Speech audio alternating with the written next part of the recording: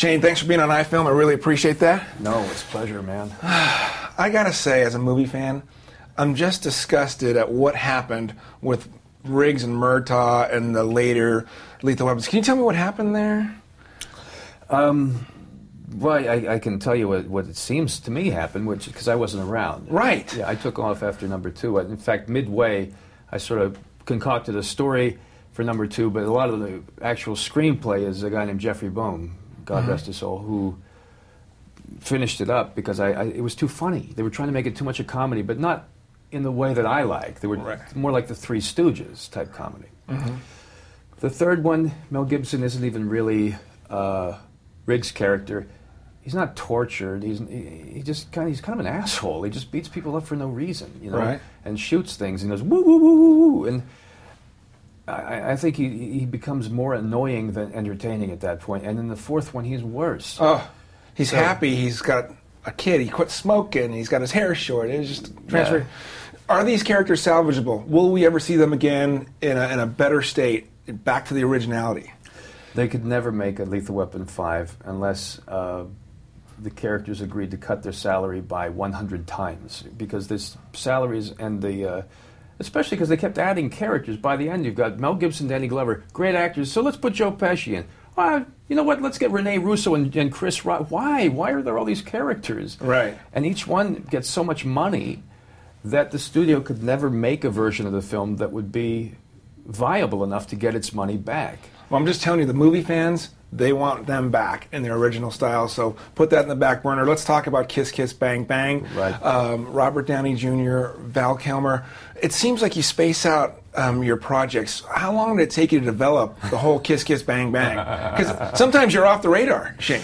Yeah, I kind of wanted off the radar. There was a time where I was getting a lot of attention, but it was all for the wrong reasons. It was about money that I'd made, some record-breaking sale of a screenplay, and people would say, "Congratulations." I'd say, "Thank you. You liked the movie?" And they said, "Well, I didn't see the movie. I'm talking about the money, man. Wow, $4 million or this and that. You and Joe Esterhaus. Woo! Who's going to write the next blockbuster money maker?" And I thought, you know what? First off, pal, fuck you, and secondly. Fuck you, because it was very distasteful. I didn't want to be noticed just as someone who did action movies, which, for one, I don't even like action movies, most of them as they're currently done. My template is more like the 60s and early 70s, probably more similar to Tarantino's than it is to, you know, the 80s version.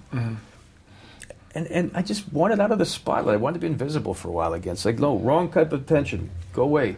I'll come back when I got something for you. The problem was I came back with this a couple of years later, and the executives who worked at these studios, they saw Lethal Weapon when they were 10. Right. New guys. Newbies, yeah. Who the hell was this? I don't know you. One guy even said, "Well, we don't do period pieces," and he hands back, and obviously I hadn't even read it. Right. Wow. What a business. What a business. Yeah. You said it. There's a time when I could turn in a script and people would read it that same day, and they'd make an offer by 5 o'clock in the afternoon. Now to have 2 weeks go by and someone say, "No, we don't like it," or have the assistant say something that clearly indicates that he didn't even read it. So not even the assistants were reading the script.